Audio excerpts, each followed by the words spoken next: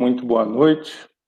Um prazer enorme estarmos aqui novamente na Casa Espírita Mensageiros de Luz, desta vez junto com a minha amiga voluntária Cleide, lá do Rio de Janeiro, para discorrermos sobre esse importante tema da campanha do Setembro Amarelo e também da prevenção do suicídio. Inicialmente, nós queríamos lembrar, como estamos aí no mês de setembro, na próxima terça-feira, dia 22, às 10h31, começa a primavera. Então, temos que exaltar a primavera, como sempre exaltamos a vida, e ela é muito importante neste momento para todos nós. Nós sabemos que é um dom que nós recebemos, que não podemos desprezá-lo. A vida em todas as suas nuances. A vida como foi relevada pelo psiquiatra austríaco Viktor Frankl durante o tempo em que esteve aprisionado nos campos de concentração nazistas na Segunda Guerra Mundial. Ele esteve em Auschwitz e mais em 3 outros campos de concentração, e ele criou um mecanismo para preservar a própria vida, que era sempre de trazer à sua tela mental lembranças positivas. Então, no momento que estava dentro de uma trincheira, junto com um amigo lá trabalhando, cavando, aquele próprio fosso que tinha próximo às cercas de arame farpado, o amigo perguntava para ele: será onde estão agora nossas esposas? O que elas estariam fazendo? E ele, neste movimento para tentar se abstrair daquela situação muito forte de sofrimento, ele se lembrou logo da esposa, do seu sorriso no rosto, e bem em seguida, era amanhecer, temperatura abaixo de zero, eles estavam cavando basicamente na neve, construindo aquele fosso. Ele vê uma luz se acender bem lá distante, numa casinha, na região rural, como se fosse uma resposta, e logo em seguida um pássaro pousa ali na cerca, e ele imaginou que aquele pássaro ali era exatamente a presença da sua esposa, que ele evocara ali com aquela necessidade de abstrair-se daquela situação. Tudo isso Viktor Frankl fez para dar um sentido à sua vida e conseguir sobreviver, como conseguiu sobreviver à guerra. Durante alguns anos esteve em 4 campos de concentração e, ao final, foi libertado. Mais tarde, ele se radicaria nos Estados Unidos, onde escreveu esse belo livro, Em Busca de Sentido, ao qual estou me referindo aqui, e se tornou o pai da logoterapia, que é uma psicoterapia considerada a terceira força vienense, depois de Freud e de Adler, que é uma psicoterapia muito centrada não naquilo que eu estou sofrendo, no meu passado, no presente, mas é totalmente centrada para o futuro. A logoterapia pergunta o que você pode fazer de hoje para frente a fim de que sua vida seja melhorada. Dito isto, nós vamos entrar na questão do Setembro Amarelo, que já falamos é uma parte dos nossos temas, e explicar para vocês. O Setembro Amarelo ele é uma campanha de prevenção ao suicídio, foi iniciada em 2015 no Brasil, cujo objetivo é conscientizar as pessoas sobre prevenção e dar assim, mais visibilidade à causa. Geralmente o suicídio é uma coisa sobre a qual se fala muito pouco, ainda é muito tabu, e a ideia é conversar com as pessoas num momento como esse que a gente está aqui agora, O mês de setembro foi escolhido para essa campanha porque desde 2003, o dia 10 de setembro é o Dia Mundial de Prevenção de Suicídio. Foi instituído pela OMS, a Organização Mundial de Saúde, e a Associação Internacional de Prevenção de Suicídio. No Brasil, essa campanha ela é tocada, ela foi criada e é mantida pelo CVV, o Centro de Valorização da Vida, que tem uma participação muito forte, pelo Conselho Federal de Medicina e pela Associação Brasileira de Psiquiatria, tendo em vista que o suicídio é também uma questão de saúde pública, né? Então, durante todo o mês de setembro, várias ações são realizadas para sensibilizar a população a respeito disso, para os sintomas, para a necessidade de entender o que vem a ser o suicídio, para a necessidade de falar mais responsavelmente, falar tranquilamente sobre o suicídio, né? Sem que a gente ficasse escondendo isso para debaixo do tapete. E como que todo mundo pode fazer parte dessa campanha de Setembro Amarelo? Geralmente, né, as repartições públicas iluminam as suas fachadas de amarelo, né, põe um refletor, algum letreiro, ilumina os prédios, monumentos, como no Rio de Janeiro, geralmente é iluminado o Cristo Redentor de amarelo, em Salvador, o elevador Lacerda. Outra forma de fazer parte é promover debates, palestras, como essa que a gente está fazendo aqui agora, rodas de conversa, e abrir espaço para discussão sobre prevenção. Nesse mês está tendo muito evento técnico sobre isso, se vocês olharem aí na internet.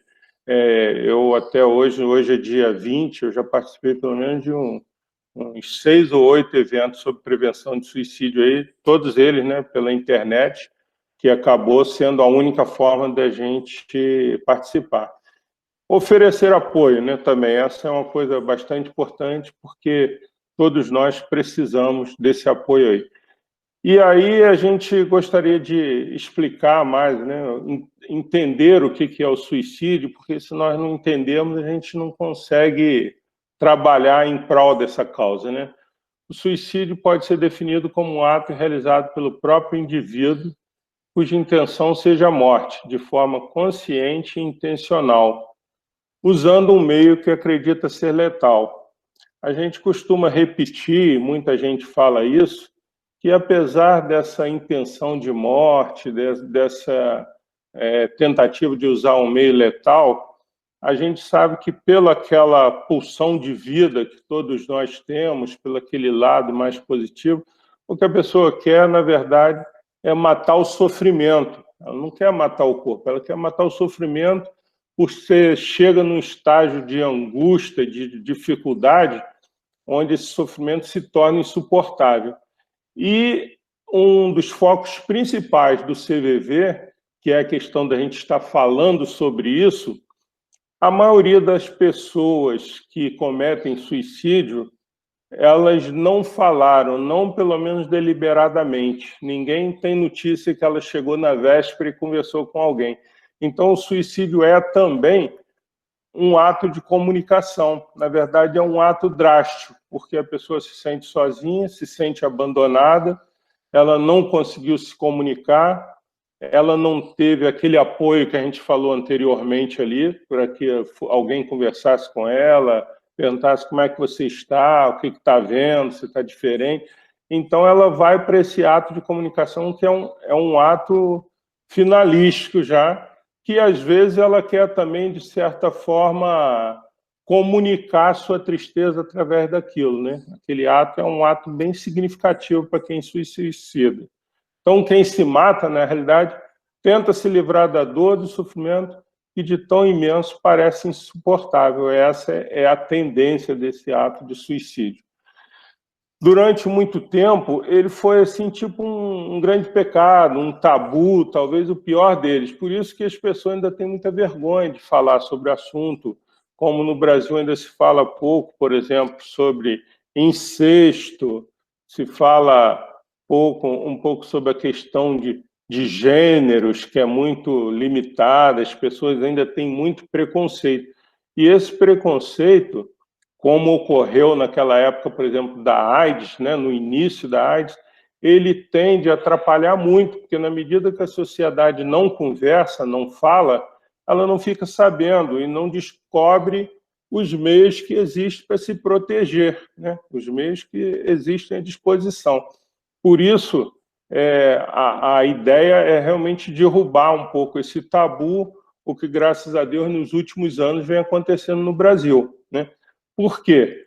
porque ele não está na classe A, B ou C. Suicídio afeta indivíduos de diferentes origens, de classes sociais diferentes, de várias idades, de orientação sexuais e identidade de gênero. Assim, só para você ter uma ideia, o suicídio no mundo, na faixa etária de 15 a 29 anos, é a segunda causa de morte entre os jovens. Então, é uma coisa muito relevante para que a gente leve a sério, né? Dentro dessas 800 mil mortes que existem anualmente no mundo, motivada por suicídio. É uma estatística bem triste de que a cada 40 segundos uma pessoa se suicida no mundo. E vários motivos podem levar alguém ao suicídio. Normalmente, não é uma coisa só, não é um motivo isolado. Perdi meu carro e vou me suicidar. Existe uma associação de motivos. E a gente cita aqui alguma dessas situações que, às vezes, se perenizando através do tempo, elas podem se agravar e levar realmente ao suicídio. Então, por exemplo, a perda do emprego é uma delas, porque com a perda do emprego vem, consequentemente, a perda, às vezes, do poder de manutenção da família, a perda da própria autoestima, as crises políticas e econômicas, como essas que nós vimos passando, né, recentemente, aí no momento de pandemia, a discriminação por orientação sexual, identidade de gênero. Existem já algumas pesquisas que indicam que é muito grande o número de suicídios entre as pessoas que têm orientação sexual diferente daquela convencional, que é a cisgênero, né? Que somos homens, mulheres, tudo normalzinho. Então, quem está fora disso, geralmente tem um índice de suicídio muito alto. As agressões psicológicas e físicas, aí eu sempre lembro isso aqui, que as agressões físicas elas são visualizáveis, mas as agressões psicológicas elas não são passíveis de exame de corpo e delito, né? Então a gente tem que estar muito atento para a questão das agressões psicológicas, não só contra os adultos, mas principalmente contra crianças também. O sofrimento no trabalho é uma das outras causas que se traduz muito hoje com a questão dos assédios, né? Quer seja um assédio moral, quer seja um assédio sexual, que ele prolongando pode levar a pessoa a uma situação dessa dificuldade. A diminuição ou ausência do autocuidado é um fator para a gente estar observando quando a pessoa começa a se descuidar do corpo. Os conflitos familiares, que todos nós sabemos que agora, nesse momento de pandemia, né, quer queiramos, quer não, eles se intensificaram muito por causa dessa convivência, né? Nós fomos todos obrigados a um tipo de convivência que a gente não vinha tendo, a gente intensificou muito a nossa convivência e, fatalmente, aqueles conflitos que já existiam num determinado nível, eles se elevaram para um patamar maior e tem tido muita ocorrência, inclusive ocorrências policiais, muita ocorrência de feminicídios, me parece que aumentaram muito os feminicídios nesse momento agora. E um outro muito sério, que é a perda de um ente querido. Nós estamos caminhando hoje no Brasil aí para alguma coisa em torno de 137 mil mortes. Então é uma coisa muito grave. Eu me lembro que eu trabalhei um período assim com educação de trânsito, se falava assim, no Brasil morriam 50 mil pessoas no trânsito por ano. Quer dizer, nós agora estamos com 137 mil mortes, aí, basicamente em 6 meses, decorrentes dessa pandemia. Então, é uma coisa muito séria, né? E essa perda de um ente querido, que dali vai decorrer de luto, de outros sofrimentos, também pode levar uma pessoa a se desequilibrar. As doenças mentais também é importante que se lembre, por isso que tem um envolvimento muito grande da Associação Brasileira de Psiquiatria. Elas, se não tratadas convenientemente, se não tratadas no início, a pessoa, se não acolhida, ela pode levar também para essa direção, né, de ideias suicidas. Assim como as doenças crônicas, aquelas muito dolorosas, muito incapacitantes, que gerariam na pessoa assim, uma certa desesperança com relação à vida, né? dizendo assim, é melhor eu abreviar do que ficar sofrendo o tempo todo. E é importante lembrar essa questão do acesso livre a agrotóxicos, porque, principalmente nas comunidades rurais, onde o pessoal vive muito, convive com agrotóxico, onde geralmente a densidade demográfica é baixa, as pessoas moram muito distantes uma das outras e geralmente se falam um pouco, conversam um pouco, notadamente nas estações mais frias, no inverno, que não sai muito de casa, tem muita solidão, a gente recebe muita ligação no CVV, né, de pessoas se sentindo sozinhas, e ali aquela facilidade de ter um veneno do lado, um agrotóxico, pode ser um fator desencadeante aí para levar ao suicídio. Eu vou citar aqui, né, alguns sinais que uma pessoa às vezes está com ideias suicidas. É importante lembrar que isso não é nenhum pecado, porque existe uma pesquisa da Universidade de Campinas que diz que numa sala como essa que estamos aqui agora, 17% das pessoas já pensaram alguma vez na vida em suicídio. Não significa que o fato de você ter pensado que você vai consumar, mas existem alguns sinais que carregam para essa direção. Então, por exemplo, o isolamento. E é importante se dizer que não é esse isolamento social que nós passamos agora, que está sendo uma questão compulsória. Todos nós estamos isolados que estamos sendo obrigados. Mas aquela pessoa que começa a se isolar em tempos normais, né, fora da pandemia, que só fica dentro do quarto, não abre a cortina, não acende a luz, dorme o dia inteiro, pouco quer conversar, esse é um sintoma que a gente tem que estar antenado para ele. Mudanças marcantes de hábitos, quando a pessoa fazia uma coisa com muita habitualidade e para de fazer, para ir a uma reunião, para de uma academia, frequentar qualquer tipo de roda social, um clube, piscina, e ela desaparece do mundo e fica todo mundo, cadê o fulano, onde foi parar? É uma mudança de hábito que geralmente é bem perceptível. A perda de interesse por atividades que gostava, né? Então, a pessoa gostava muito de fazer determinada coisa e agora ela já não tem mais prazer e não comparece ali. O descuido com a aparência, nós já citamos mais ou menos, né, que é aquela pessoa que começa a ficar meio desleixada, aquilo parece que não faz diferença nenhuma para ela, a questão da aparência. A piora do desempenho na escola, no trabalho, é importante dizer, né, que isso tem outros fatores também, mas às vezes uma piora muito recorrente, associada a um desinteresse muito grande, principalmente entre jovens, né? Não quer voltar mais para a escola, não quer, isso não está adiantando nada para mim, eu não vou ganhar nada com isso.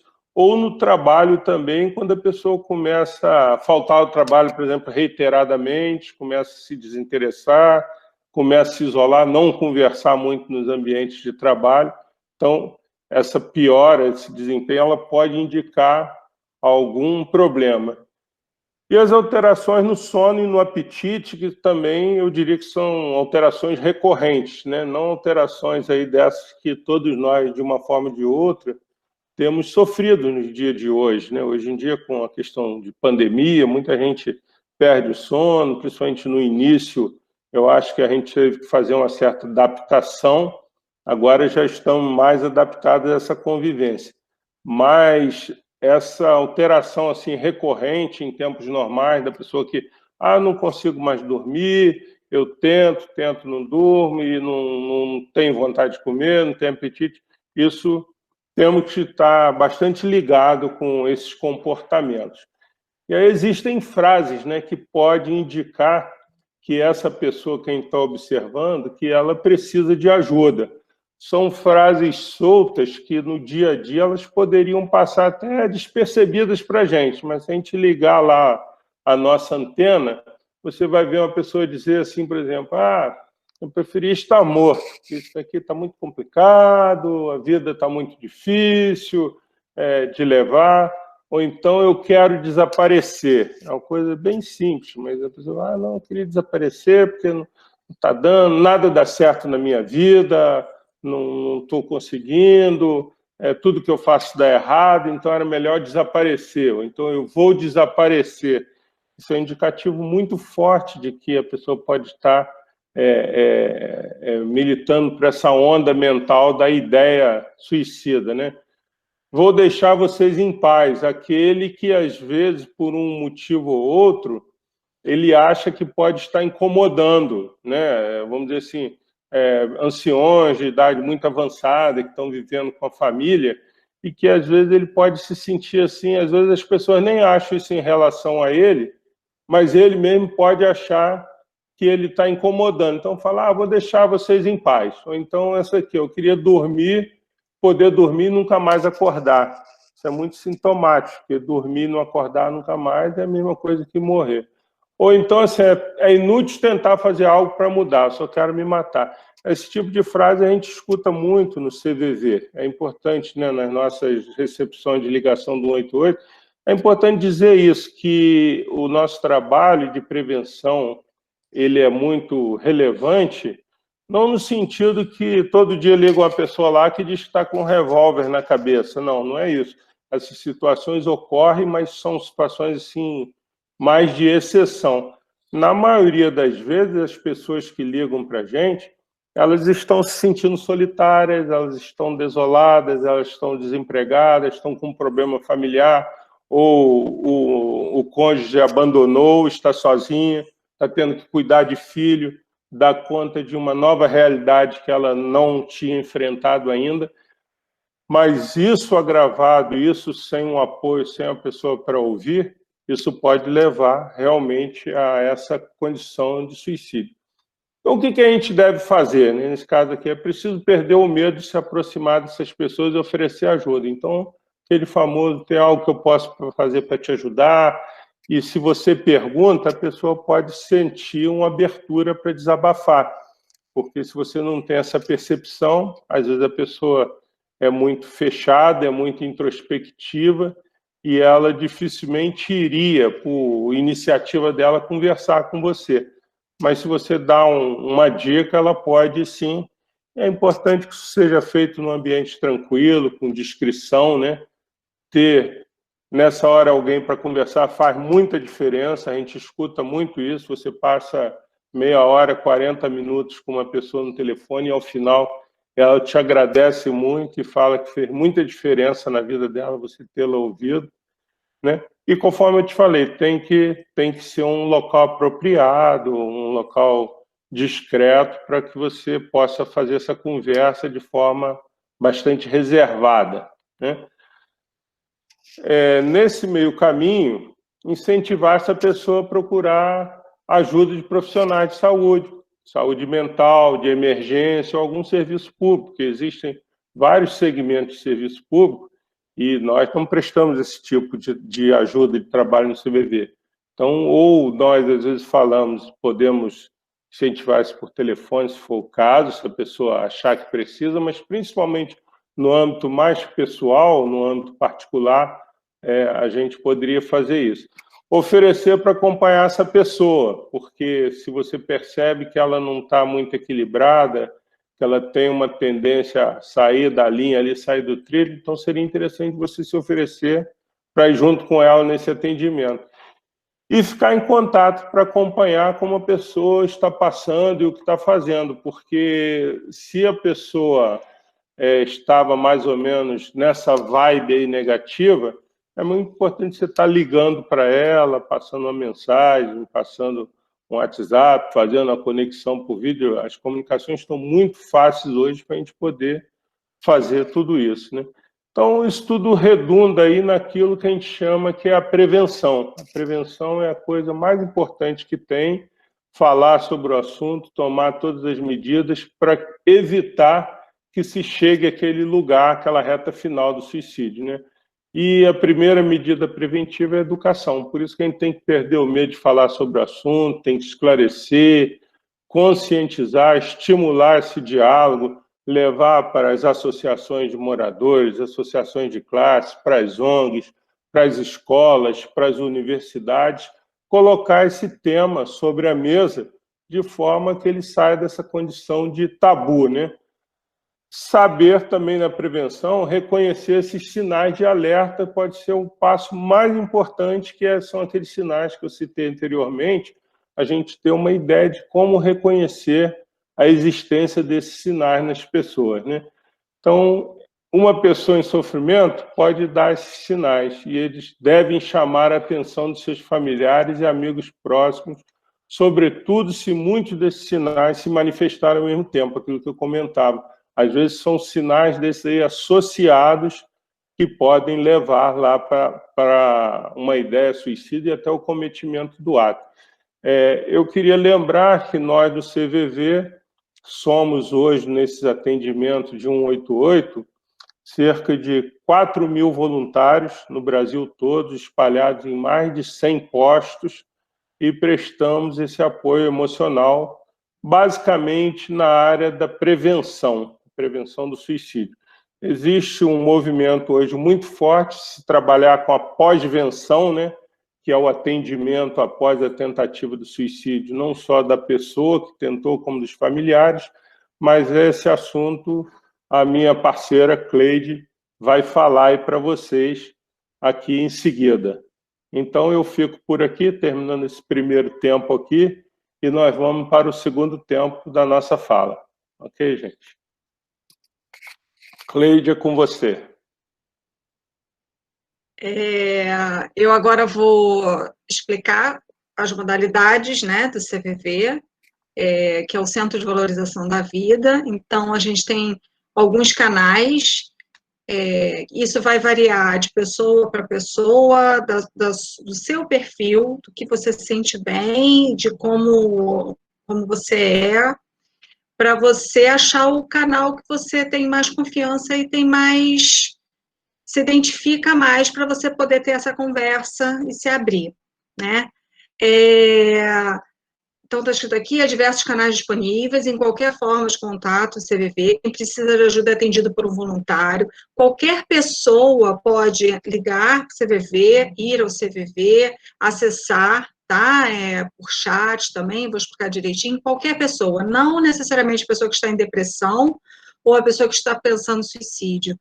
Qualquer pessoa que passe por alguma situação pesada, que traga sentimentos e emoções muito pesadas para ela, que esteja difícil suportar aquilo, a pessoa pode ligar para o CVV para conversar, desabafar, e que acaba também organizando as ideias e acaba pensando melhor e se acalmando, tá? Então, não é necessariamente um serviço voltado para depressão, para angústia, ansiedade, não. Depende da emoção que você estiver sentindo em determinada situação, tá? Então, nós somos voluntários que atendemos. O CVV é uma instituição que preza pelo anonimato, pelo sigilo, então, qualquer pessoa que entre em contato não precisa se identificar, e todos os contatos são sigilosos, e o CVV, ele é gratuito, então, todos os acessos, você não precisa pagar nada pelo atendimento, né, por esse suporte. Pode passar, Heraldo. Eu vou falar agora das modalidades do CVV, né? Como eu já falei, qualquer pessoa pode entrar em contato, e o CVV, ele tem algumas modalidades, que são o telefone 188, chat, e-mail e os postos de atendimento, né? Nossa modalidade é o telefone 188, né? Nós estamos nessa modalidade que ela está disponível durante 24 horas, todos os dias da semana. Como é um serviço de saúde pública, o número 188, assim como o 190 da polícia, o 192 do SAMU, ele é gratuito e abrange todo o território nacional. Então, assim como tem voluntários atendendo em todo o território nacional, o CVV também, você pode ligar de todo o Brasil, né? E é interessante, porque às vezes, a maior parte das vezes, eu estou no Rio de Janeiro e falo com um voluntário lá do Pará, né? Não necessariamente você vai falar com a pessoa da sua cidade, do seu estado, né? Então, a ligação é gratuita, como eu falei, e são sigilosas as ligações, elas aparecem para a gente como número anônimo, então a gente não tem nem como ver de onde é, quem é, não são rastreáveis, então, quer dizer, a gente preza mesmo pelo sigilo, a pessoa não precisa falar o nome, não precisa se identificar, não precisa dizer de onde é simplesmente, é um ser humano que busca a ajuda de um outro ser humano, né, e a gente tentando ajudar. Então, a gente o anonimato, ele é imprescindível para o CVV. Um outro canal é o chat. O chat a gente acessa através do site, que é o www.cvv.org.br.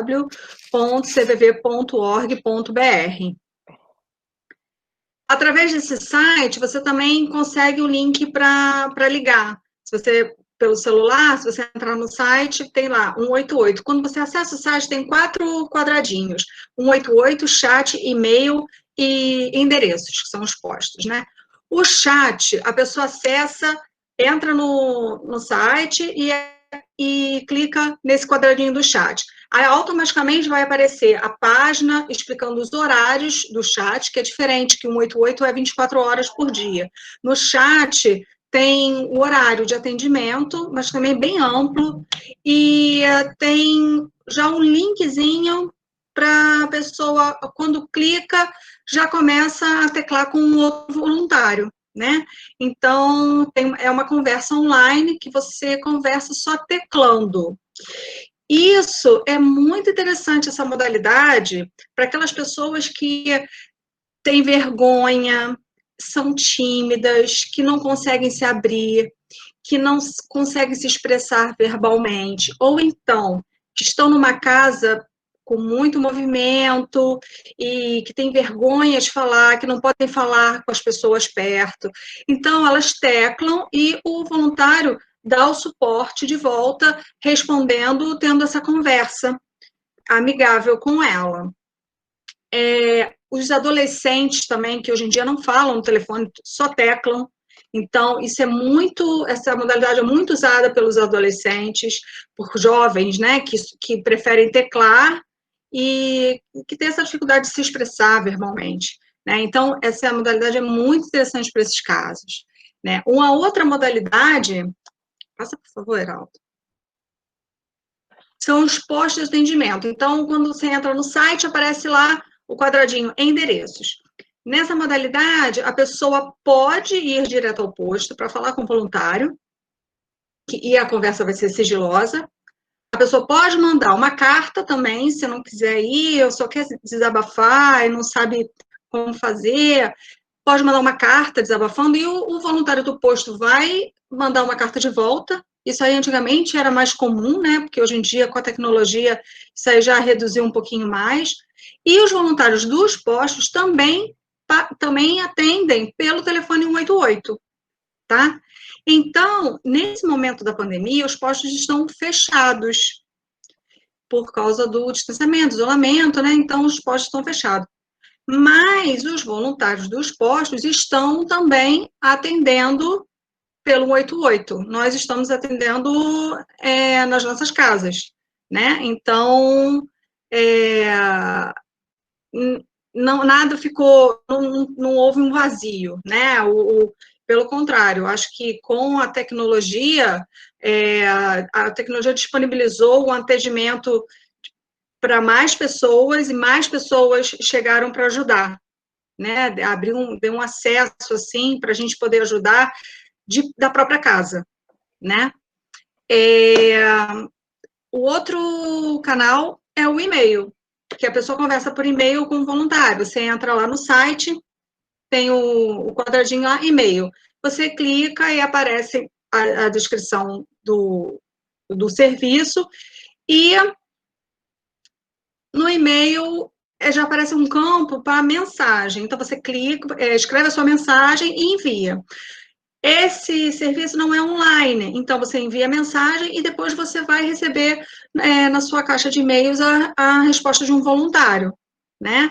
Então, isso também para as pessoas que têm uma timidez, estão mais introvertidas, né? E só querem desabafar, eu acho que isso vem substituir bem a questão da carta de antigamente, né? A pessoa só quer desabafar, quer falar alguma coisa, envia um e-mail, mas ela sempre o voluntário responde, né? Tem essa resposta de um voluntário.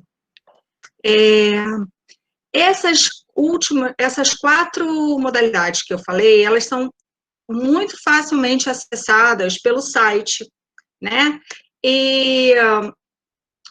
Só que essas modalidades são realmente aquelas que quando a gente tem necessidade e a gente procura ajuda e a gente tem esse acesso e a gente consegue um canal de ajuda, né? O CVV tem uma outra modalidade que é o CVV Comunidade. O CVV Comunidade, ele é um programa também de apoio emocional, só que ele atua em comunidades, em regiões de vulnerabilidade, em áreas de risco, onde existe alguma catástrofe, algum acontecimento que, que envolveu aquela comunidade e de uma forma assim muito pesada, muito dolorosa, e o CVV disponibiliza de atividades dentro desses locais, né? E a principal atividade são os grupos de apoio aos sobreviventes de suicídio, que é o GAS.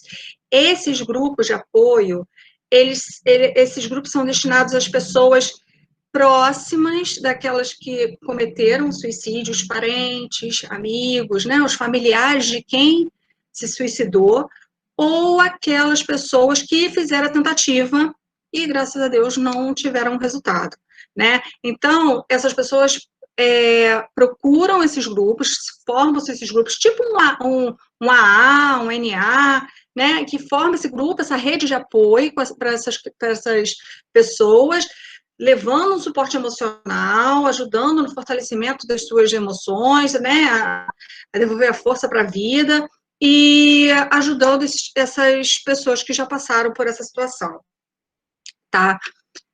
O suicídio, ele é um problema de saúde pública. Então, pode passar, Heraldo, por favor. Ele é um problema de saúde pública. Então, existe uma rede de apoio dos serviços públicos que ajudam nessa questão, né? Então, e as instituições públicas, elas estão preparadas para receber esse tipo de situação, né? Pessoas em tentativa, pessoas que estão pensando em suicídio, pessoas que já realizaram o ato.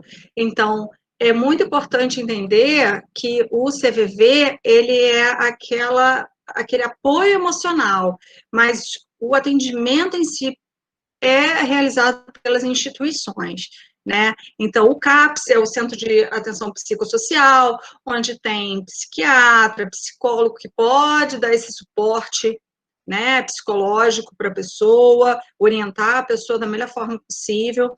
O CRAS, que é o Centro de Referência de Assistência Social, que vai direcionar a pessoa para realmente o tratamento, que a pessoa vai oferecer endereços de instituições para os tratamentos, a saúde da família, os postinhos, centros de saúde, hospital, UPA, pronto-socorro e a emergência do SAMU, né? Que o SAMU ele está envolvido por causa das tentativas de suicídio e eles atuam na parte de emergência, né?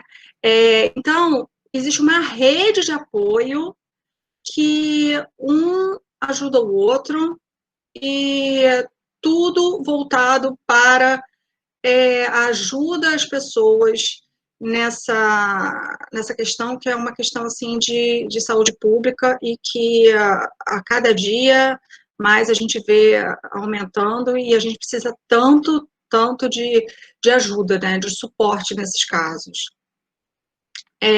Pode passar, não.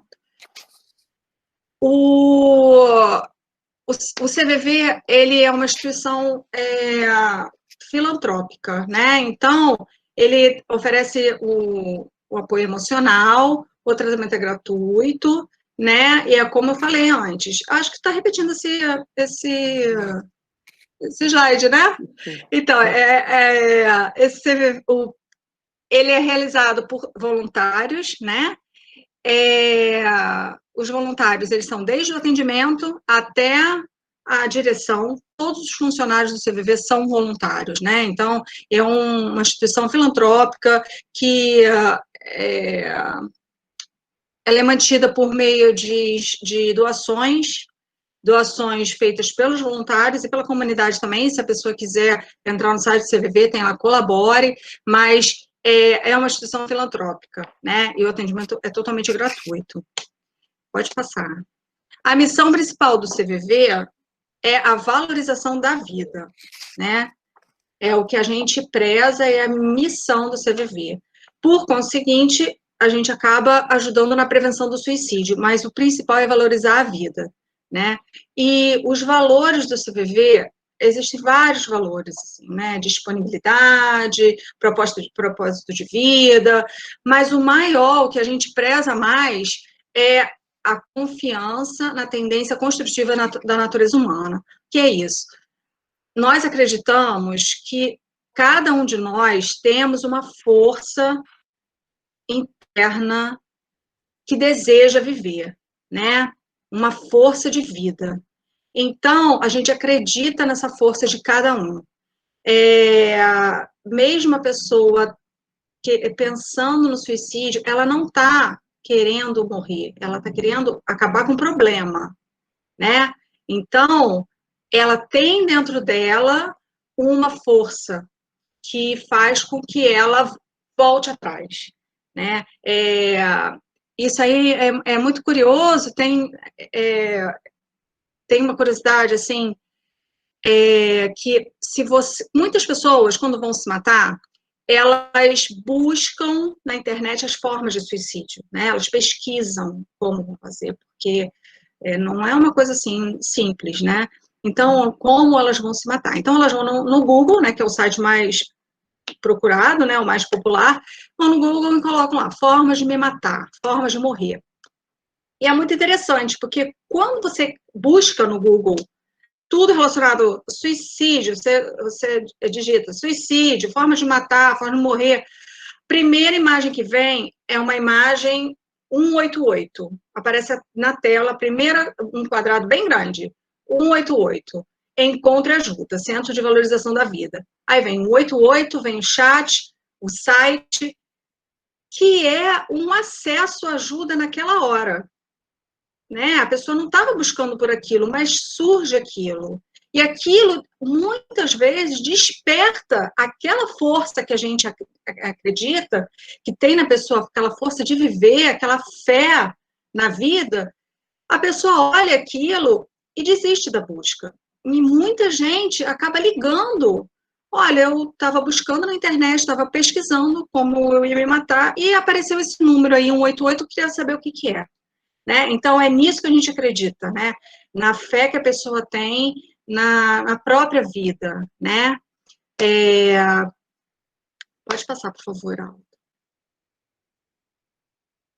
Então, para ajudar essas pessoas, né, que ligam buscando ajuda, nós precisamos de voluntários. Né? A gente tem que estar do outro lado para ajudar, né? E para ser um voluntário do CVV, você não precisa de absolutamente nada. Você precisa de ter o seu coração aberto, ter vontade de ajudar, ter um amor capaz de ser compartilhado, né? Você não precisa ter nenhuma formação, ser psicólogo, ser terapeuta, não precisa. Você basta ter a sua vontade de ajudar, né? Alguns pré-requisitos são, né, os principais, ter mais de 18 anos, porque a pessoa tem que ter uma maturidade emocional, né? E ter 4 horas por semana, tá? Que é o que a gente tem por causa do plantão que a gente dá. Mas para a gente dar os plantões, a gente precisa passar por um curso, né? A pessoa entra, passa por um acolhimento e passa por um treinamento, né? Esse treinamento dura em média de 3 a 4 meses, porque realmente são ligações com assuntos muito complicados, e a gente tem que estar muito bem treinado, né, tem que ter conhecimento constante, educação continuada, né, para a gente poder ajudar da forma mais adequada, né, então, e o principal, e aí esse treinamento é feito em rede virtual mesmo, tá, não é nada presencial. Principalmente agora na pandemia, tudo melhorou muito, né? A tecnologia nos ajudou muito nessa ajuda, né? Nessa ajuda às pessoas, né? E as pessoas também buscando isso. E o principal foi o que eu falei, ter coração aberto e vontade de ajudar. E isso aí eu acho que é o pré-requisito, assim, principal, né? Pode passar, Ara. E para se cadastrar, você pode ir no site e tem lá como ser um voluntário. É só se inscrever no site. E aí, ao se inscrever no site, você vai receber um linkzinho para entrar em contato com o acolhimento. Eu faço parte da comissão de acolhimento, e que eu recebo as pessoas, né, que estão interessadas em se tornarem candidatos a voluntários. Depois de mim, depois dessa parte do acolhimento, aí passa, Heraldo está lá na secretaria desse curso que se faz, né? Então, a gente, além de estar no atendimento do 188, a gente também se envolve em outras comissões, porque a gente sabe que precisa de gente querendo ajudar, né? E a gente se disponibiliza para isso. Pode passar. E falando de setembro, encerrando, né, que é um mês de diálogo mesmo, de informação sobre o assunto do suicídio, mas não é só no mês de setembro que esse assunto deveria ser explorado, né, porque o suicídio acontece todos os meses e acontece em todos os dias, então, setembro é um mês de muita inspiração para outros meses também, né? Essas palestras, elas devem ser continuadas em outros meses, né? Então, porque esse assunto não pode morrer, esse assunto tem que estar vivo o tempo todo, né? Para a sociedade ficar alerta. Pedir ajuda e dividir o que sente com alguém faz toda a diferença.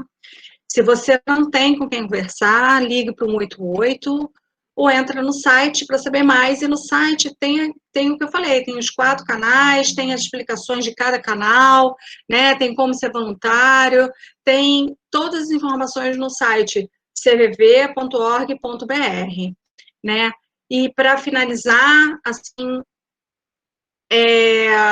para quem acha que não está preparado, que, eu tenho vontade de ser voluntário, mas eu não sei, eu não entendo nada de psicologia, eu não sei, eu acho que eu não vou lidar bem com esses assuntos, eu não sei o que eu vou falar, não sei como é que eu vou conversar com uma pessoa assim.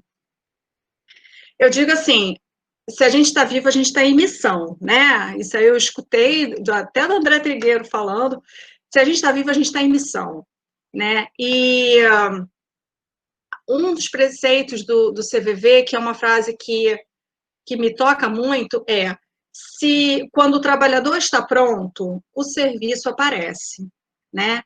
Então, se isso chega para você, se essa informação chega, se a oportunidade de ajudar chega, é porque você está pronto, né? Então, as oportunidades que chegam para a gente fazer o bem, significam que a gente está pronto para ajudar e para fazer realmente esse bem, né?